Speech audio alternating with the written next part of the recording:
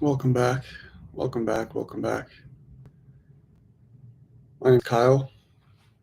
I host Monday night meditations if you're interested in that on Zoom. The topic for today is leaving space in your awareness, not for your own little self, but for the divine. But for the divine. Again, my name is Kyle, and I run Monday night meditations. If you're interested, you can find information below in the comments section, in the description below. The topic for today is leaving space in your consciousness, not for your own little self, but for the divine. Until there is only the divine that you are conscious of. The space of your heart, your body, the world, reality, your own mind, your own thoughts and behaviors.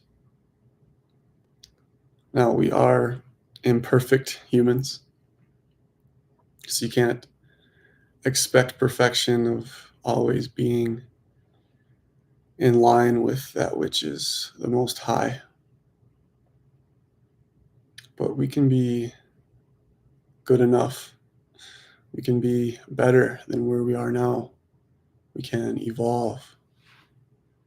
We can open more. We can improve every day.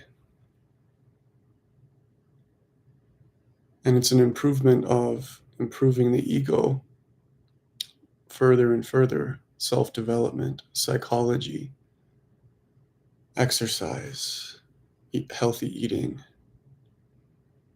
until we get into this realm in our meditation practice or while we're on the mats in yoga. You have this knowingness that all that there is God. And that's what I am. That's what you are. That's what it is. That's what we are. That's all that is. That really there is only movement towards the divine. In reality, that's all there is. But there's also this stuckness as well of the human being. Forgetting. It's a forgetting of what we are. It's a losing confidence in the divine, in your true self. And it's a remembering what the truth is, remembering our power, remembering our love, remembering that everything is essentially peace. And when we do mess up, rather than judging ourselves for messing up, can we embrace the messiness, the messing upness with our love, which is the love? Ultimately, our deepest love is the one love. Right, I'm wearing this Bob Marley shirt. One love. There's only one love. And there's only one divinity. And that's all that there is. So imagine your mind being a conduit of divine intelligence. Imagine your life, your human life, being a reflection of the Most High. Imagine your heart being an extension of the hand of God. Imagine your body, every cell in your body, being at ease, being peaceful, and loving this fear to death, loving something so deeply that isn't truly yourself, that is merely blocking yourself from yourself. We're loving that to death.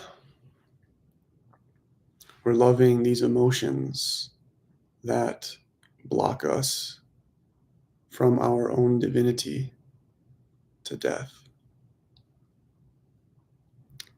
And what happens when we love, for example, this fear all the way down to its core, down to the gut? If we love it all the way, this might take years on the mat, could take 10,000 hours of meditation.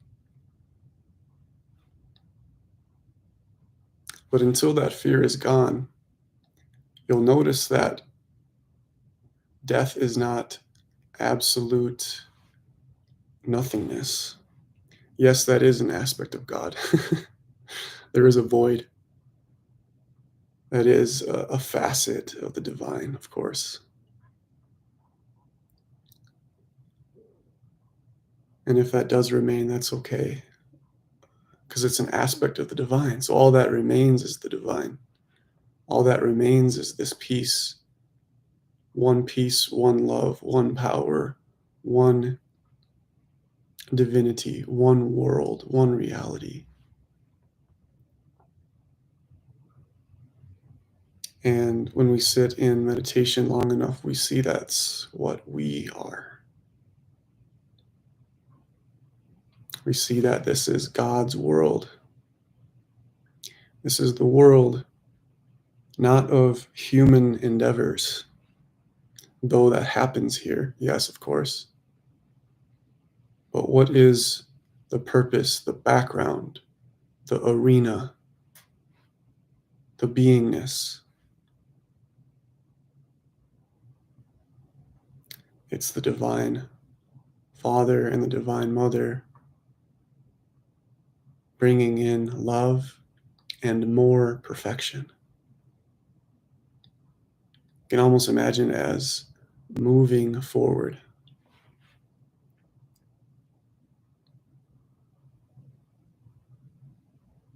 Perfection becoming more perfect. And opening the heart until we are openness. Devoting our will, devoting our heart, donating our life, donating your agenda to God, to life itself. Giving up the fighting against.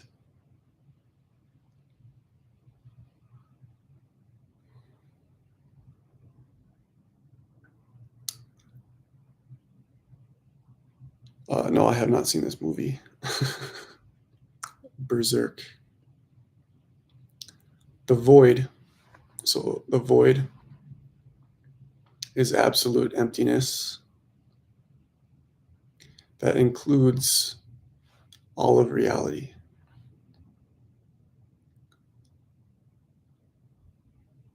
So the void is not the absence of everything else. The void is what peace is made of. The void is the background of consciousness, the groundless ground. It's what holds our life. It's what holds reality.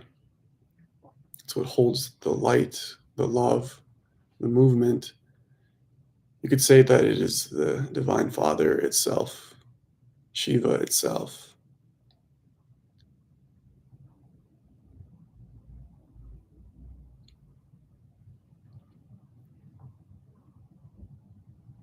And the void is not something that is something to be scared of, right? It's what we are, it's an aspect. So when I say a facet of the divine, you imagine a diamond, like the most expensive diamond that you can imagine. I think the most expensive diamond, I think, is the diamond, like the Queen's diamond in England or something. If you imagine like the most expensive diamond in the world and how many facets there are of the diamond in all directions, let's say that there are 100 facets, but to God there are 100 gazillion facets. And you are one of those facets. You are, and if you think of the word facet, it means face, I believe, right? So there are an infinite amount of faces of the divine. Flavors. Let's think of facets as flavors. And the void, just like love, is one flavor of the divine. That's why I say that divinity is the highest vibration of reality, because really it encompasses all other absolutes. It encompasses the void, even.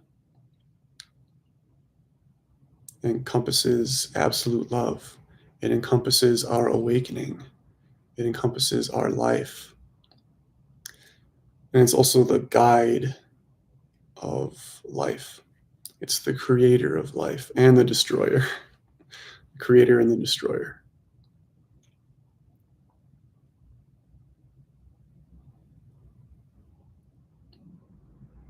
But there's such a beauty to when we have these moments where there's only the divine left. When our will, our agenda becomes that of God. But wow, it's so easy to forget in our daily life what our life truly is about. It's easy to forget. It's easy to mess up. I think it's part of the plan to mess up so that we can learn to love ourselves in the messiness. Because the messiness is a facet of the divine. Humanity is a facet of the divine, so that we can learn to love the parts that we hate. What parts within your own self are you avoiding? For me, it was always arrogance and shamefulness. You know, if arrogance comes into the mind, what can meet arrogance so that it can be seen as innocence or seen of what's behind the arrogance and the shamefulness? Because arrogance, the root of arrogance is shame. Almost, a majority of our emotions have to do with feeling shame, feeling unworthy. And the other one is fear. Shame and fear are really big, really, really big ones. So, how can we meet arrogance, shame, fear to where they are? How do we meet them at their seeds, at their roots? How can we allow the divine and God to reach down and become the root of this fear, the root of this shame?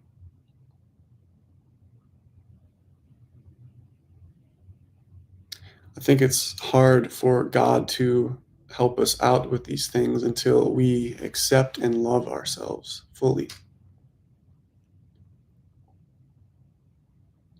To see again that our path is God's path. Our body is God's body.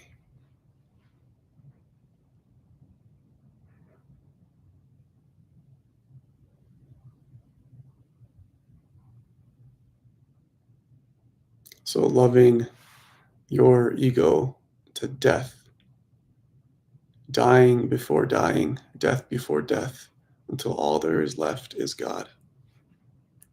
I'll see you guys next time. That's it for now. Bye bye.